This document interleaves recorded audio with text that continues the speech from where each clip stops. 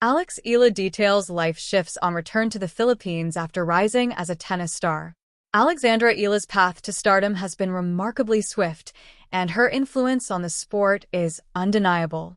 What started at the Rafael Nadal Academy has quickly turned into a headline-grabbing career, with fans filling venues just to see her play.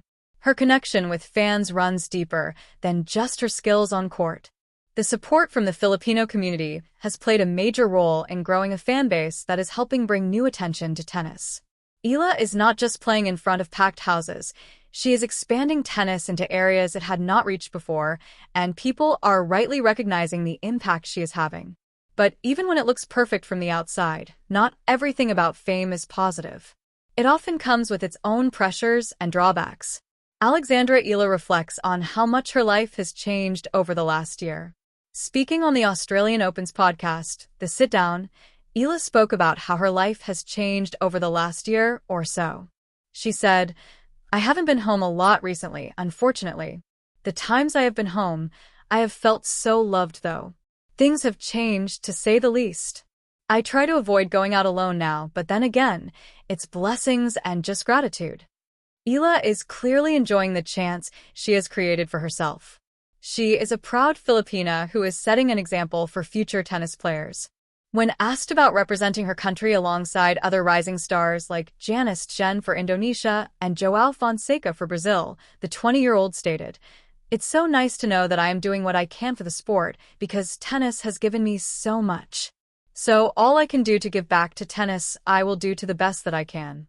It's so nice to see an example my region Southeast Asia. There are 4 women in the main draw from there alone, me, Janice, Maya and Lana. So it's such a great time for women's sport in our region and women's tennis. I am so happy to be a part of that." What Novak Djokovic said about Alex Eala and her fans. Eala was already a big name before the Australian Open, but the response to her first-round appearance took things to another level. Even with just 1,500 seats in Court 6, fans packed the area with long lines stretching outside as people hoped for even a brief look. Many ended up turned away once the court reached capacity.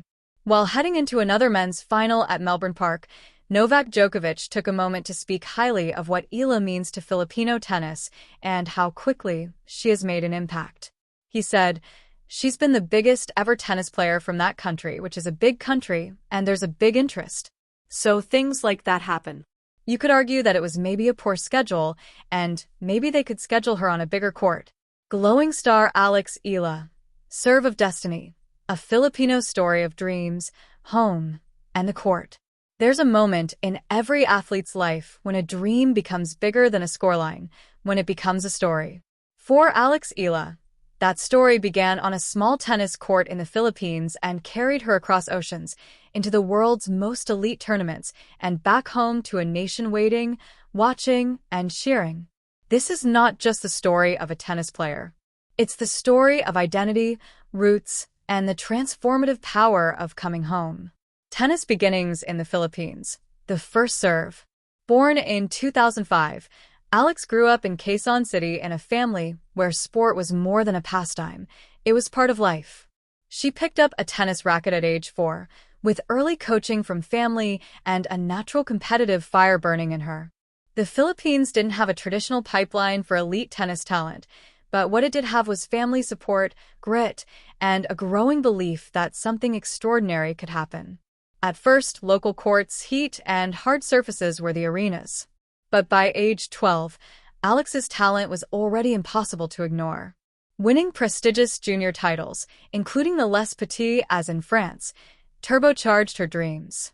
Soon after, she earned a life-changing scholarship to train at the Rafa Nadal Academy in Mallorca, Spain, leaving home at just 13 to pursue professional excellence. That decision, to leave the familiar for the unknown, was her first life shift. It meant homesickness, adapting to a new culture, and pursuing a sport that had few role models from her homeland. But it also meant world-class coaching, structure, and belief. Trophy rising through the ranks, from juniors to WTA trailblazer. Alex's junior career was nothing short of historic. In 2022, she won the U.S. Open girls singles title, becoming the first Filipino to ever win a junior Grand Slam singles championship. Each match, each point, wasn't just a win, it was a reminder of her roots and the support waiting thousands of miles away. By 2025, her rise had entered a new era. At the Miami Open, a WTA 1000 event, one of the most challenging tournaments outside the Grand Slams, Alex stunned the tennis world. Entering as a wild card at around world number 140, she defeated Grand Slam champions including Elena Ostapenko, Madison Keys, and world number 1 Iga Swiatek, marching all the way to the semifinals. This was not just breakthrough tennis, it was history. She became the first Filipino woman to reach a WTA semifinals and to defeat multiple top 10 opponents in a single event. Her ranking quickly soared, breaking into the top 100, another first for Philippine tennis. The weight of those numbers was a culmination of years of sacrifice, early mornings, disciplined practice, and living far from home. The U.S. Open was the next landmark. There, she became the first Filipino in the Open era to win a main draw Grand Slam match, defeating Clara Tauson in a dramatic comeback, a testament to her tenacity under pressure. Beyond rankings and records, every milestone carried deeper meaning, visibility, representation, possibility. Philippines: the return to the Philippines, a shift beyond sport. Amid these international triumphs, one of the most poignant parts of Alex's journey has been her homecoming. In mid-2025, after months on tour from Miami to Wimbledon to New York, Alex finally returned to Manila. Social media filled with photos of her homecoming, family dinners, favorite Filipino dishes, and moments of grounding with loved ones. "Buhay na gusto ko, the life I want," she captioned an Instagram post, capturing both joy and gratitude. This return wasn't just a vacation. It was a reset, an opportunity to reconnect with Filipino culture, traditions, and the support system that had cheered her beginnings. Fans greeted her with admiration, not just for her tennis achievements, but for what she represented, a dream realized. Filipino tennis arenas and courts suddenly brimmed with energy, young players inspired by a role model who looked like them.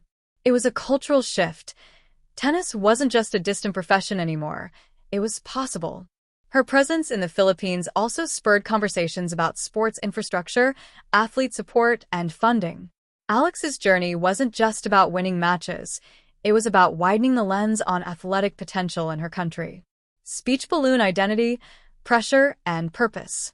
Returning home brought a new set of challenges. The spotlight wasn't just on her results, it was on her role as a national icon. Expectations, media attention, and social pressure became part of her world.